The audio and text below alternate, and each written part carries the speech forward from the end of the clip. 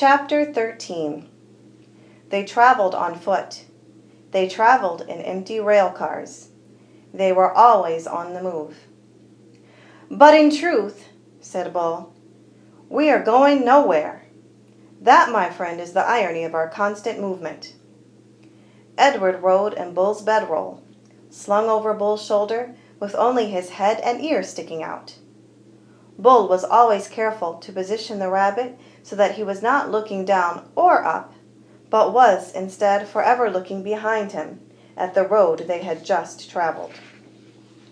At night they slept on the ground under the stars. Lucy, after her initial disappointment about Edward being unfit for consumption, took a liking to him and slept curled up beside him. Sometimes she even rested her muzzle on his china stomach, and then the noises she made in her sleep, whimpering and growling and chuffing, resonated inside Edward's body. To his surprise, he began to feel a deep tenderness for the dog. During the night, while Bull and Lucy slept, Edward, with his ever-open eyes, stared up at the constellations. He said their names, and then he said the names of the people who loved him. He started with Abilene, and then went to Nellie and Lawrence, and from there to Bull and Lucy, and then he ended again with Abilene.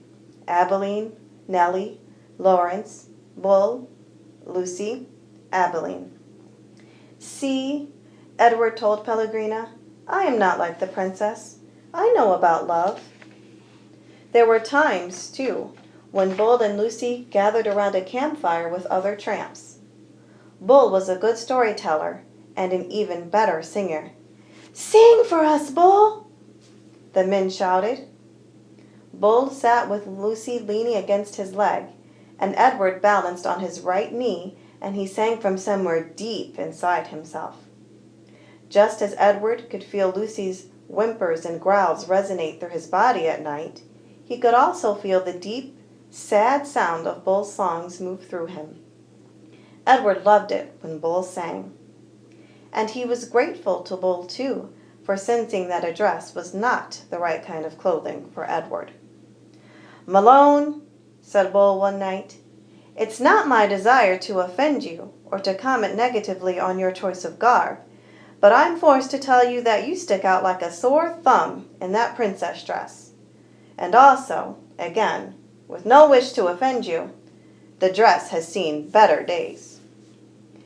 Nellie's beautiful dress had not fared well at the dump or in its subsequent ramblings with Bull and Lucy. It was so torn and dirty and full of holes that it barely resembled a dress anymore. "I have a solution," said Bull, "and I hope that it meets with your approval." He took his own knit stocking cap and cut a big hole in the top of it and 2 small holes on the side of it, and then he took off Edward's dress. "Look away, Lucy," he said to the dog. "Let's not embarrass Malone by staring at his nakedness." Bull slid the hat over Edward's head and pulled it down and poked his arms through the smaller holes. "There you go," he said to Edwards. "Now you just need some pants." The pants Bull made himself, cutting up several red handkerchiefs and sewing them together so that they formed a makeshift covering for Edward's long legs. "Now you have the proper outlaw look," said Bull, standing back to admire his work. "Now you look like a rabbit on the run."